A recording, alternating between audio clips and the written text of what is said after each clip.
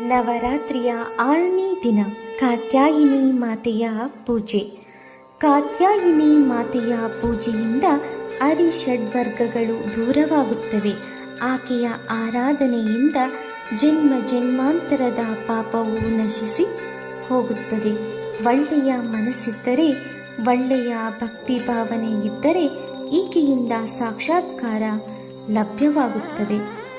ಪುರಾಣ ಗ್ರಂಥಗಳ ಅನ್ವಯ ಕಥಾ ಎಂಬ ಋಷಿ ಒಬ್ಬರಿದ್ದರು. ಅವರಿಗೆ ಗಂಡು ಸಂತಾನವಾಯಿತು. ಆತನ ಹೆಸರೇ ಕಾತ್ಯ.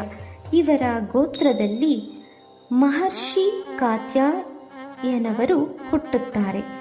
ದುರ್ಗೆ ಮೇಲೆ ಅಪಾರ ಭಕ್ತಿ ಇರುವ ಇವರು ಅನೇಕ ವರ್ಷಗಳ ಕಾಲ ತಪಸ್ಸನ್ನು ಆಚರಿಸುತ್ತಾರೆ.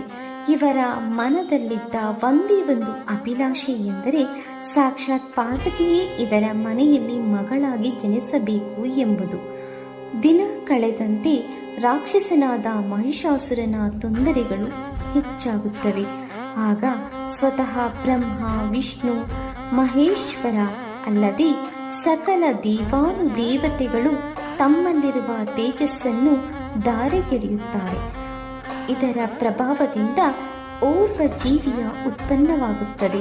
ಮೊಟ್ಟ ಮೊದಲು ಈ ದೇವಿಯ ಪೂಜೆ ಮಾಡಿದವರೇ ಮಹರ್ಷಿ ಕಾತ್ಯಾಯನರು.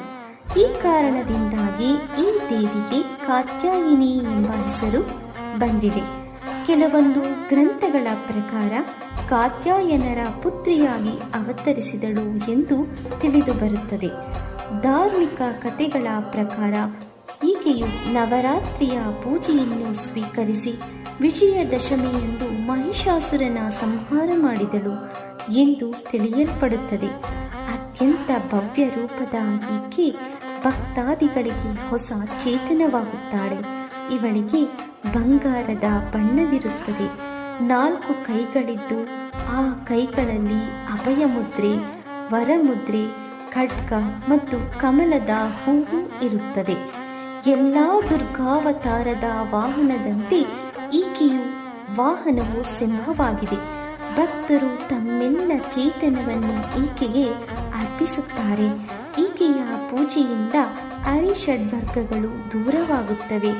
ಈಕೆಯ ಆರಾಧನೆಯಿಂದ ಜನ್ಮ ಜನ್ಮಾಂತರದ ಪಾಪವು ನಶಿಸಿ ಹೋಗುತ್ತದೆ.